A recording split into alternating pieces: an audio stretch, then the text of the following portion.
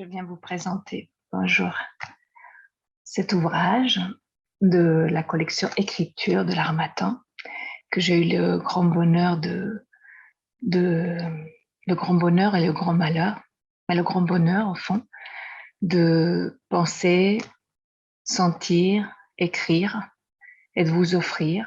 C'est une pandemic story, comme c'est le genre qui s'est imposé au niveau international, reçu de confinement, plus modestement, ici en France.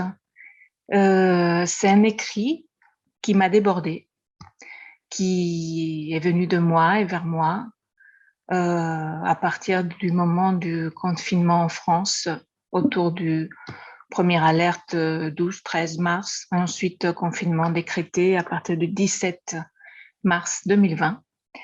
Et je rentrais tout juste, moi, de Madrid, où vit ma famille, et où j'avais pu et dû assister au décès de ma mère, dans des conditions absolument incompréhensibles à l'époque, telles que je les ai écrites, parce que vous allez trouver 15 chapitres, 15 jours de confinement.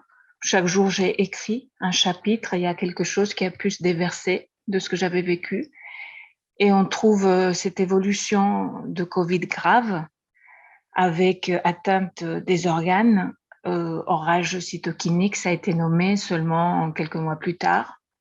Mais quand je l'écris, je ne sais pas ce qui se passe, je ne sais pas ce qui s'est passé. Donc, notre maman, puisque l'aborder, c'est aussi un équipage, en bord de mer, c'est l'équipage d'un bateau, avec ma fratrie. Donc, nous avons accompagné notre maman qui, en quelques semaines, a perdu totalement ses moyens physiques et très rarement ses moyens moraux et sentimentaux. Donc, c'est ce récit que je vous livre. Ça a été aussi l'occasion d'avoir des échanges, de la parole entre nous dans la fratrie, avec mon père, avec d'autres membres de la famille. Et donc, il y a tout ce recul d'un siècle d'histoire quasiment. Et il y a ce quotidien auprès d'une maman qui perd ses moyens, comme je disais, défaillante, et face à laquelle je me retrouve enfant, défaillante moi-même, complètement impuissante, puisque je l'ai accompagnée sa dernière semaine de vie sans le savoir, pour permettre à mes frères et sœurs qui avaient assuré les semaines précédentes de se reposer. Donc j'étais entièrement à l'hôpital et l'hôpital était entièrement ouvert, entièrement dévolu à ce qu'on puisse accompagner cette fin de vie.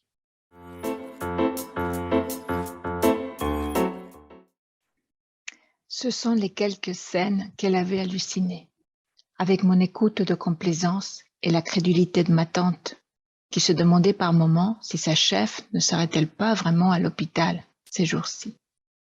Elle portait ses colliers, ses toujours lourds et longs colliers, et une chemise bleue à la main, certainement un dossier en cours. Bah, alors, c'est bien elle. Mais il n'est désormais plus d'autorité de passage. Il n'est que le passage, et ce délai que tous les soignants connaissent, le délai humble, on le nomme, d'une vie au bord de la mort, qui reste une promesse et une menace renouvelée, l'une et l'autre, sans raison. L'aborder côté passager. Voilà, donc je vous invite à le lire.